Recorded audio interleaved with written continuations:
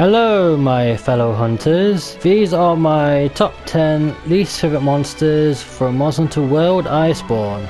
If there's monsters on this list that you like, then I'm sorry because these are monsters that I dislike. So, let's begin with number 10.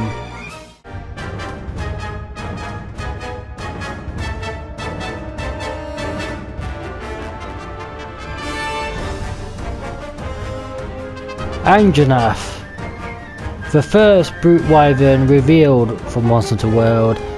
This brute wyvern resembles of a T-Rex, and its design is quite basic and boring, to be honest. When I first played World, Anjanath was an early wall for me, as for many other hunters.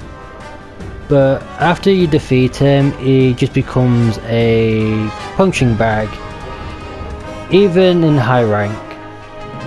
His armor and weapons are not that useful either, mainly because after you defeat Anjanath, you'll come across Rathalos, which offers better equipment and weapons.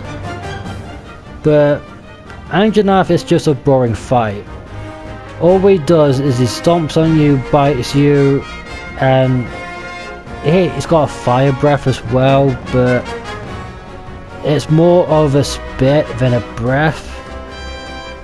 I mean, I know that they changed up his moveset for master rank, but for low rank, he's just not an impressive monster.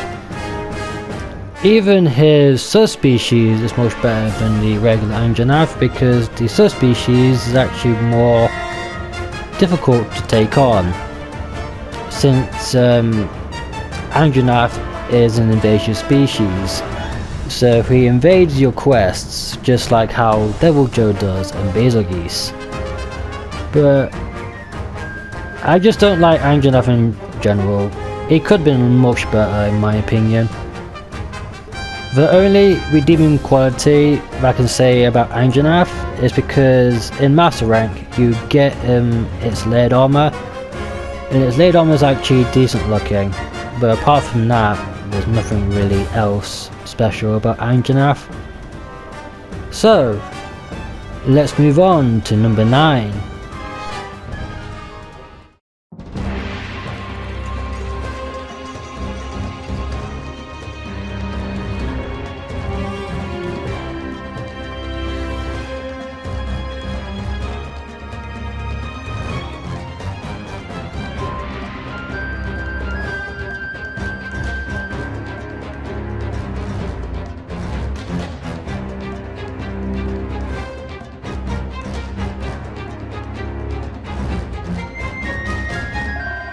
Turdus, the first piercing wyvern you come across in Iceborne, and honestly one of the most dull and boring monsters to fucking fight.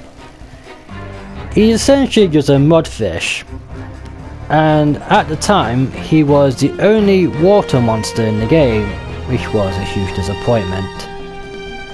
The only reason you need to fight Turdus is because he's part of the story, and when you reach master rank you'll need his materials for augments for elemental weapons.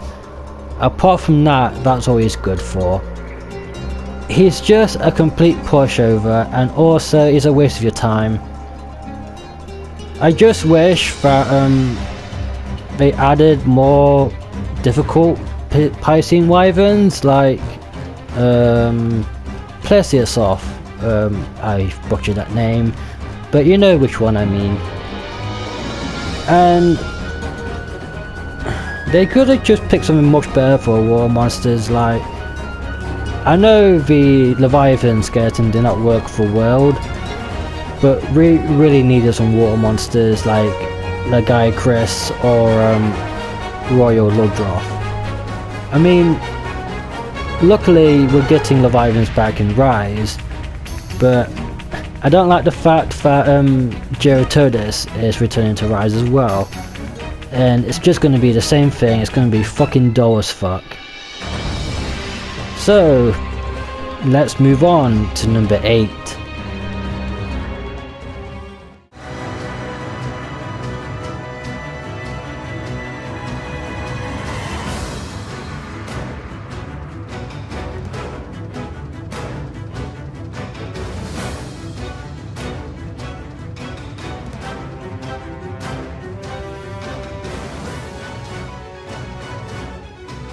Bamborough, a brand new brute wyvern introduced in Iceborne. A unique monster that's based off the old monster from Generations Ultimate and older games, Daramboros. However, Bamborough is not like Daramboros. Bamborough is just fucking boring. And also annoying at times as well. Because Bamborough has got a habit of invading other quests. And when he's in a quest with you, he gets in the way 90% of the time. And he just throws you off during the fight with another monster. And he can caught you as well. I mean, yeah, dung pods are a thing, but if you're getting whacked by Bamborough and a monster in tandem, you are going to get screwed over in that quest. And that's the main reason why I hate Bamborough, because he is a herbivore. So why is he evading other quests that have carnivores in them? But it's just a game mechanic, I guess. If anything, Seething Betelgeuse should have been the evading monster, not Bamborough. I miss base game Betelgeuse. He was more fun to engage, but Bamborough can just fuck off. I really hate him. He's not as fun as Daramboros from the older games that can actually fly. But other than that, his armor is quite decent, I guess, look wise. Other than that, there's nothing else. He's just an annoying monster that likes to trample you, hit you with boulders and trees. And he just gets in the way of everything. So I tend to try and avoid Bamborough as much as I can. But sometimes you've got no choice. So let's move on to number 7.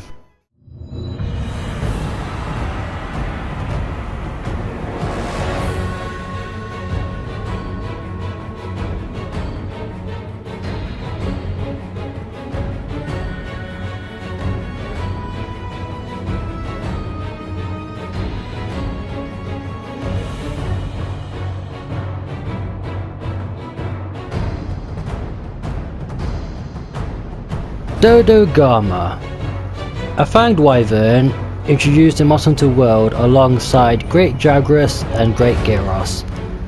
Out of the three, Dodogama is the worst. His design is very lackluster, and honestly, he is no challenge.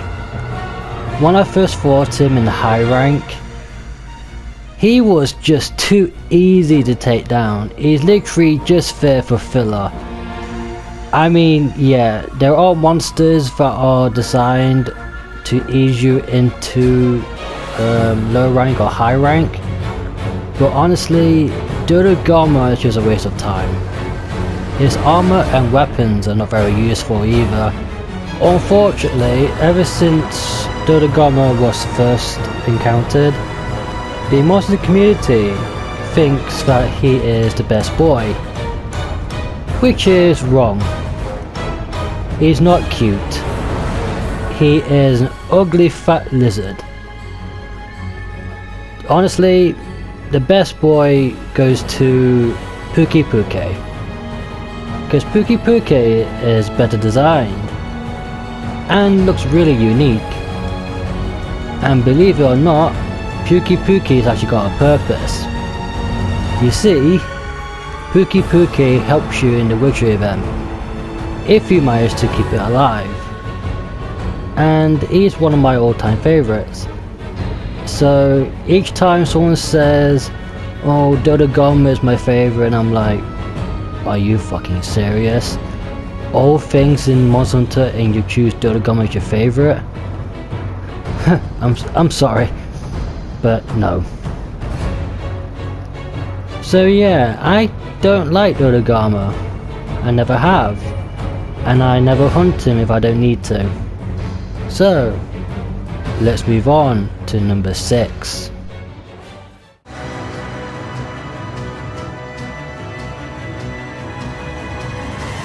Frostfang Barrioth, a brand new variant added to Iceborne. He came alongside Alatrion, and honestly he is a massive letdown. You see, Frostfang's Barrioth is just a Barrioth that stayed in the cold for too long. And its fight doesn't really change that much apart from a new pin, where he freezes the ground, and if you manage to get stuck in that ice, he will pounce on you. Other than that, he's not much different. It doesn't help the fact when you do encounter him, he only spawns in one place, which is the nest of Barrioth. So your whole fight will be in it with him, and it's so easy to keep him in there. And you can just wall spam him for days. The only thing decent about Frostfang is his armor and weapons. His armor is quite decent if you're not like mass rank 100 plus, but his weapons where he improves over the regular Barrioth. With decent ice element and purple sharpness, it is a good set of weapons to go for, especially for elemental weapons. Like I said, it came out alongside Alatrion, but they just are better weapons as well, like Turdus, Safijiva. But if you can't do those, then Frostfang is a good substitute. Other than that, he's just a boring variant compared to what we got in the past. So, let's move on to number 5.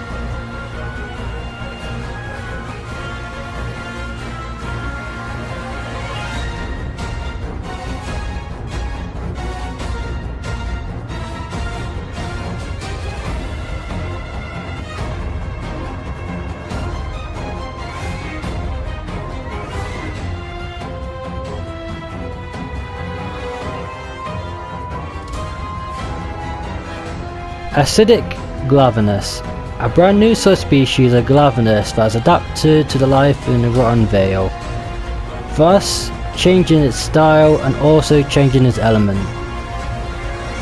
Acidic Gloviness is unique, I guess, because of its design, but his fight is just... it's not even as fun as regular Gloviness, or even Hellblade Gloviness from Generations Ultimate. I mean, yeah, his tail swipes are slightly different, but he just acts like regular Gloviness and not much has changed. His armor and weapons are okay, I guess. His weapons have got very terrible sharpness, and his armor doesn't really offer much. I mean, yeah, back when Iceborne came out, his greatsword was a part of the meta if you have Handicraft 5 on the set. But other than that, he's quite forgettable as a subspecies, and he's not really much of a threat either. But that's just me, I guess. I just wish that he was a bit harder, but he's just another letdown, just like most monsters on this list. But we'll have to see what happens in Rise if a new Gloviness variant or subspecies gets introduced, but I doubt it. So let's move on to number 4.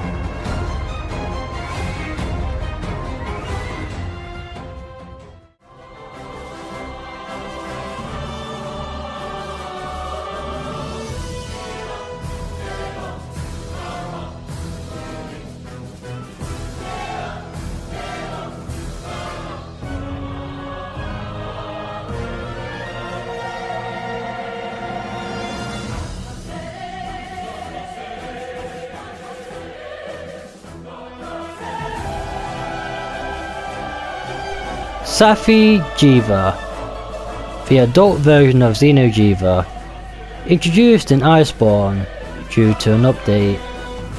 A brand new siege. When he first came out, he was very interesting to fight, since you had to get all of his breaks to complete the siege to get max rewards.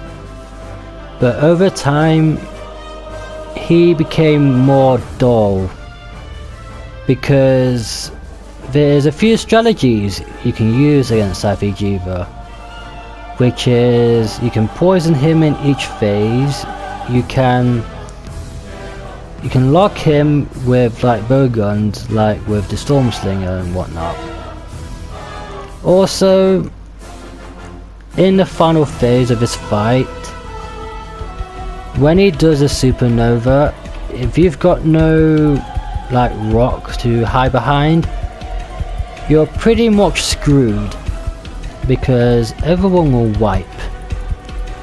So when it comes to Safijiva, you have to develop a tactic for him, because he's not easy, and also he's quite boring after a few attempts, which is fair enough with most monsters, but for a siege it's just repetitive.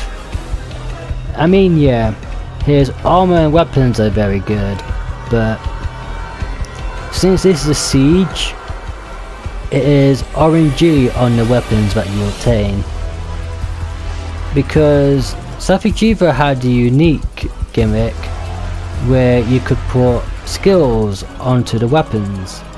So say like you can put Turdus technique on a weapon, sharpness 5, attack boost, that kind of thing.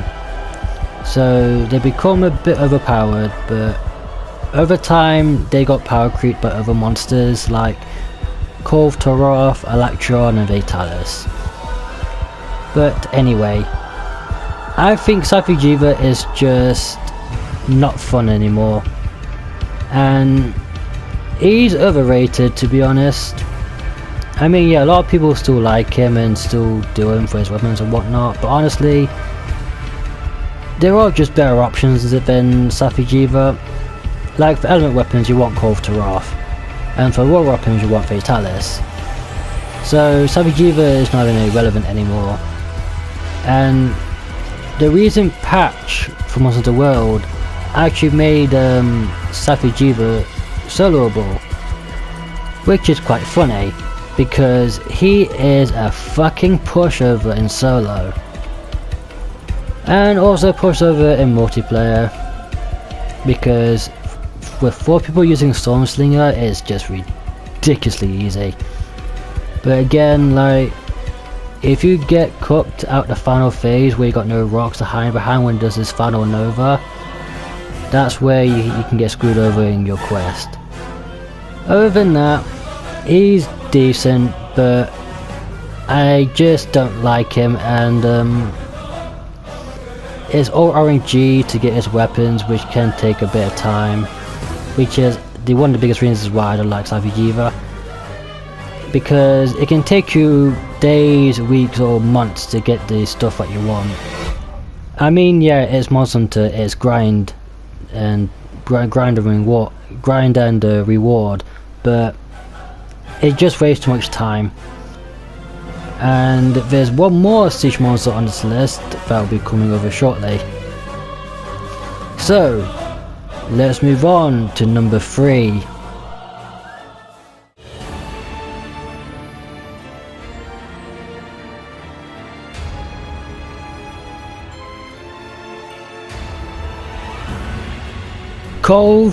Turdus, one of the brand new Elder Dragons introduced in Monster Hunter World. The first siege the game received. Honestly, Turdus is one of the most bullshittest fights in the whole game. She has very questionable hitboxes. As you all know, when she decides to do a roll, when she's got her coat on, even though if you're nowhere near the coat, her tail will still hit you. And don't get me started on the quick scoping that she does. If you're unlucky enough, she will quick scope you with a fire breath, and it can instantly caught you if you're not fucking careful. But over time, like, the siege just become repetitive as fuck. Also, if you don't have people that don't know what they're doing, the siege can become unbearable, because to get her weapons you have to get max rewards. If you don't get max rewards, there's no point doing it. Also, her weapons are really hard to get because they are RNG, and you'll be very lucky to get what you want.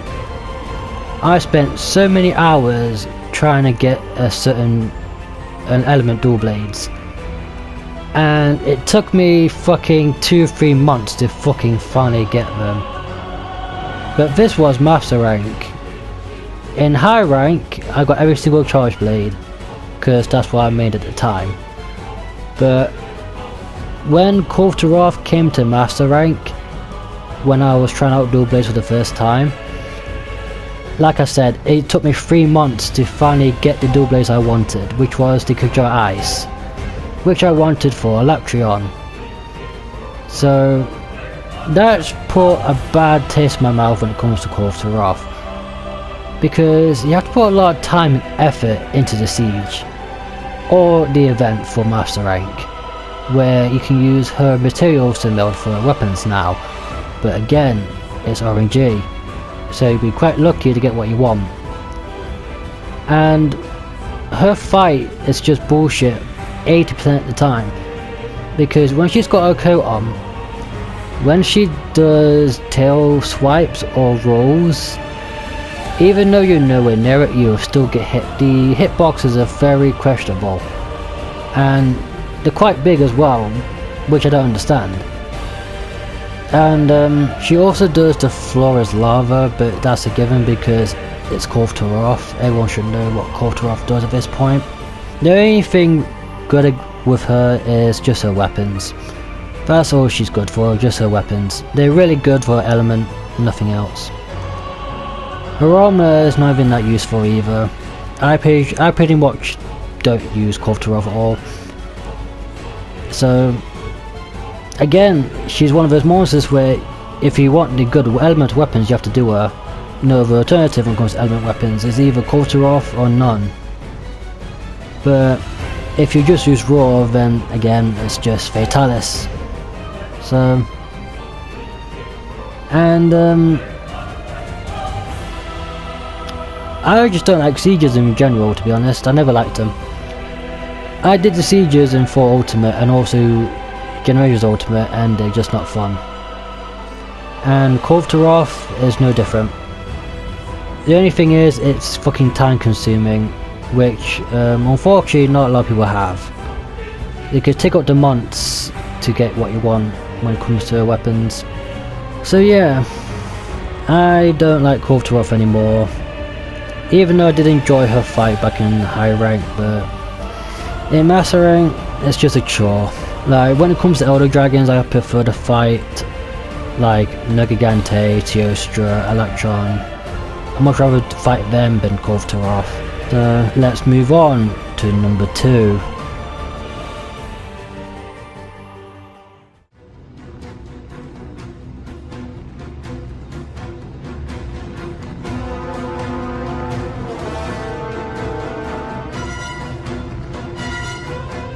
Arch-Tempered Namiel.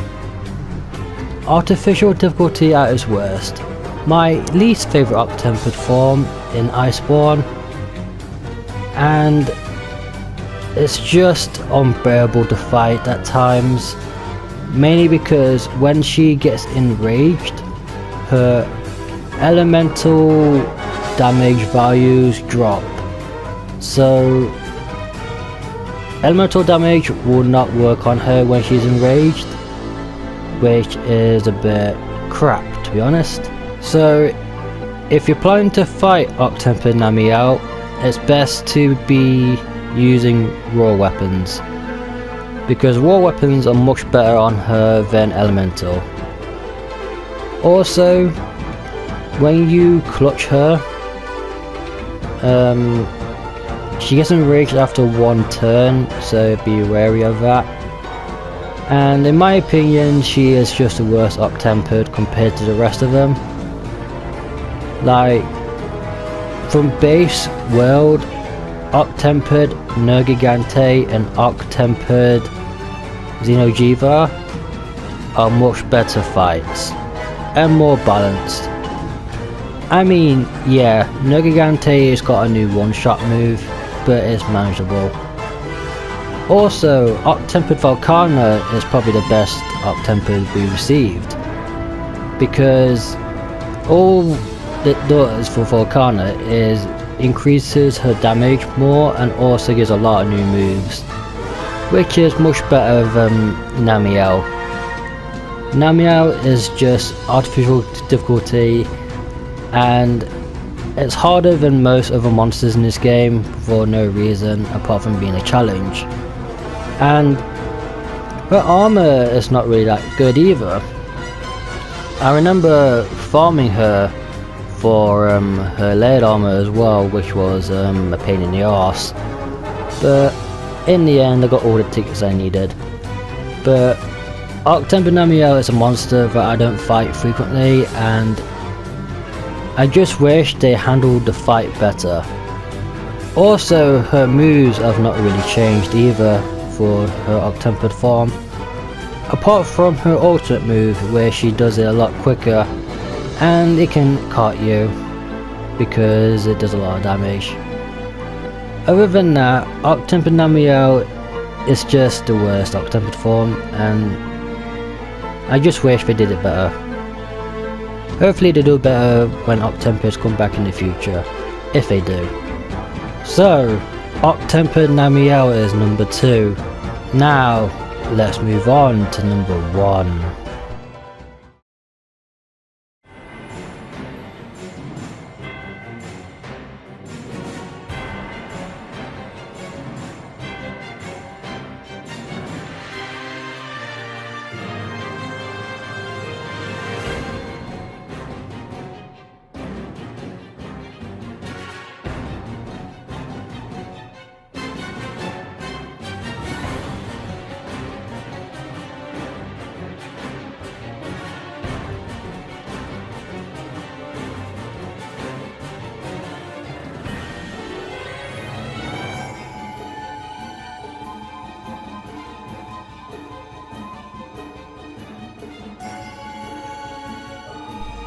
Kushula Dora, one of the 3 original Elder Dragons from Monster Hunter 2, and my least favourite out of the 3.